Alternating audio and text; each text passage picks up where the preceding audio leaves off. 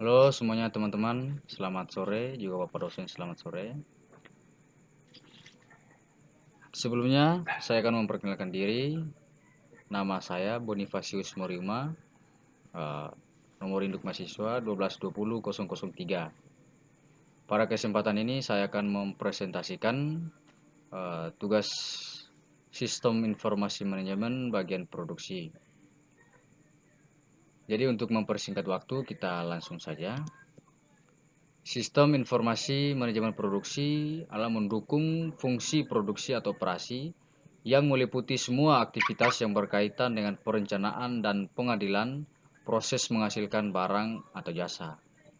Sistem ini mendapatkan dan memproses data mengenai semua aktivitas yang mencakup produksi yang baik dan pelayanan atau servis yang dibutuhkan oleh konsumen. Nah, tujuan dari sistem informasi produksi yang pertama digunakan dalam merencanakan, monitoring dan mengontrol proses produksi yang terjadi sehingga lebih efisien. Yang kedua, menghasilkan efisiensi proses produksi, kontrol kualitas yang ketat serta menghasilkan produk yang lebih bagus. Dan yang ketiga, mengurangi biaya dari penggunaan berbagai inventarisasi dengan mendapatkan kontrol material yang baik. Dan yang keempat, produksi yang dihasilkan tepat. Berikutnya, dalam suatu perusahaan banyak faktor yang mendapatkan perhatian dan mendukung dan dukungan yang tepat pengelolaannya dalam upaya mencapai tujuan operasional secara optimal. Pada saat ini, komputer merupakan salah satu alternatif utama untuk mendukung kegiatan operasional suatu perusahaan, baik perusahaan besar, menengah, maupun kecil. Komputer berfungsi sebagai alat bantu dalam menyelesaikan masalah, baik untuk keperluan administrasi, perhitungan yang rumit, arsip, pembuatan sistem informasi, pengambilan keputusan, dan lain-lain. Lalu yang berikutnya, fungsi dari komputer. Pada era globalisasi ini, komputer merupakan pendukung yang hanya dalam kemajuan suatu usaha. Salah satunya adalah dalam bidang pengelolaan barang. Salah satu fungsi dalam bidang produksi yang sangat penting adalah menghitung harga pokok produksi. Ketidakakuratan dalam menghitung harga pokok produksi akan menimbulkan dampak yang negatif. Sebab harga pokok produksi mempengaruhi harga jual suatu produk. Bila terlalu tinggi, maka harga jualnya pun relatif tinggi, sehingga mengakibatkan kalah bersaing dengan produk dari perusahaan lain yang mempunyai harga jual yang lebih rendah. Sebaliknya, bila harga pokok produksi terlalu rendah, maka jelas ini akan menimbulkan kerugian bagi perusahaan. Fungsi lainnya yang juga sangat penting dalam bidang produksi adalah kontrol produksi. Dalam proses produksi suatu barang, kebanyakan memiliki tahapan-tahapan proses produksi yang cukup banyak, yaitu mulai dari bahan baku sampai terbentuk menjadi barang setengah jadi atau bahkan menjadi barang jadi. Dari setiap tahapan proses produksi harus dikontrol dengan seksama. Karena kesalahan kecil saja dari salah satu tahap dapat menyebabkan suatu kerugian yang besar bagi perusahaan. Lalu yang berikutnya, Computer Integrated Manufacturing. Teknologi komputer yang maju saat ini dapat menunjang berbagai macam kegiatan produksi yang dapat lebih efisien. Berbagai sistem informasi produksi banyak dijalankan melalui web, digunakan untuk mendukung manufaktur terintegrasi dengan komputer atau Computer Integrated Manufacturing. Yang berikutnya, manfaat dengan adanya CIM ini adalah yang pertama, menyederhanakan atau merekayasa ulang produksi, desain produk, dan organisasi pabrik sebagai dasar yang penting untuk otomatisasi serta integrasi. Yang berikutnya, pengotomatisan proses produksi dan berbagai fungsi bisnis yang mendukung melalui komputer, mesin, dan robot. Yang berikutnya, pengintegrasian semua proses produksi dan pendukung menggunakan jaringan komputer, software, lintas fungsi bisnis, serta teknologi bisnis informasi lainnya. Lalu yang berikutnya, tujuan umum dari CIM dan sistem informasi. Itu yang pertama, untuk menciptakan proses produksi yang fleksibel, lincah yang secara efisien, menghasilkan berbagai produk berkualitas tinggi.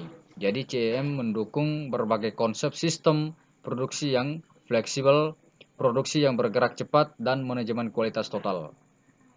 Lalu yang kedua, sistem informasi produksi membantu perusahaan untuk menyederhanakan, mengotomatisasi, dan mengintegrasikan banyak aktivitas yang dibutuhkan untuk menghasilkan berbagai jenis produk. Contoh, komputer digunakan untuk membantu para teknisi mendesain produk yang lebih baik dengan menggunakan sistem computer aided engineering dan computer aided design, serta proses produksi yang lebih baik melalui computer aided process planning. Lalu yang berikut juga ada sistem computer aided manufacturing, adalah berbagai sistem yang mengotomatisasi proses produksi. Contoh, hal ini dapat dicapai dengan memonitor serta mengendalikan proses manufaktur dalam pabrik manufacturing execution system. Yang berikutnya ada manufacturing execution system, adalah sistem informasi pemonitor kinerja operasional tempat kerja pabrik. Pengendalian proses adalah penggunaan komputer untuk mengendalikan proses fisik yang terus berjalan. Pengendalian mesin adalah penggunaan berbagai komputer untuk mengendalikan berbagai tindakan mesin. Hal ini juga terkenal disebut sebagai pengendalian numerik atau numerical control. Jadi sistem komputerisasi saat ini sangat penting di dalam menciptakan keputusan manajemen produksi. Yang berikut, manajemen produksi. Dalam melakukan kegiatan produksi, ada berbagai faktor yang harus dikelola yang sering disebut sebagai faktor-faktor produksi. Yang pertama ada material atau bahan, mesin atau peralatan, manusia atau karyawan, modal atau uang, manajemen yang akan memfungsionalisasikan keempat faktor di atas. Lalu yang berikutnya, dengan demikian manajemen operasi berkaitan dengan pengelolaan faktor-faktor produksi sedemikian rupa sehingga keluaran atau output yang dihasilkan sesuai dengan permintaan konsumen, baik kualitas, harga maupun waktu penyampaiannya. Sekilas telah disebutkan dari uraian di atas bahwa manajemen produksi operasi bertanggung jawab atas dihasilkannya keluaran atau output, baik yang berupa produk maupun jasa yang sesuai dengan permintaan dan kebutuhan konsumen dengan kualitas yang baik dan harga yang terjangkau serta disampaikan tepat pada waktunya. Bertitik tolak dari tanggung jawab ini, maka ukuran kinerja suatu sistem operasi dapat diukur dari yang pertama, ongkos produksi. Bila dikaitkan dengan tujuan suatu sistem usaha, maka ukuran kinerja sering diukur dengan keuntungan yang dapat dicapai. Namun, seperti diuraikan di atas bahwa sistem produksi hanyalah salah satu dari subsistem yang ada dalam suatu sistem usaha, sehingga untuk mengukur seberapa besar kontribusi sistem operasi di dalam pencapaian keuntungan bukanlah hal yang mudah. Oleh sebab itu, maka untuk mengukur kinerja sistem produksi diambil ukuran waktu operasi tertentu atau biasanya dalam waktu 1 tahun. Ongkos produksi ini meliputi semua biaya yang dikeluarkan untuk menghasilkan produk atau jasa ke tangan konsumen. Dengan ongkos produksi yang murah diharapkan bahwa produk atau jasa dapat dipasarkan dengan harga yang dapat dijangkau oleh konsumen. Yang kedua ada kualitas produk atau jasa. Kenyataan menunjukkan bahwa konsumen tidak hanya memiliki produk atau jasa yang harganya murah, namun juga produk atau jasa yang berkualitas. Oleh sebab itu, baik buruknya suatu sistem produksi juga diukur dari kualitas produk atau jasa yang dihasilkan. Ukuran kualitas produk yang dimaksudkan di sini tentunya yang disesuaikan dengan selera konsumen, bukan ukuran kualitas secara teknologi. Lalu yang ketiga, tingkat pelayanan. Bagi konsumen, untuk menilai baik buruknya suatu sistem produksi atau operasi lebih dinilai dari pelayanan yang dapat diberikan oleh sistem produksi kepada konsumen itu sendiri.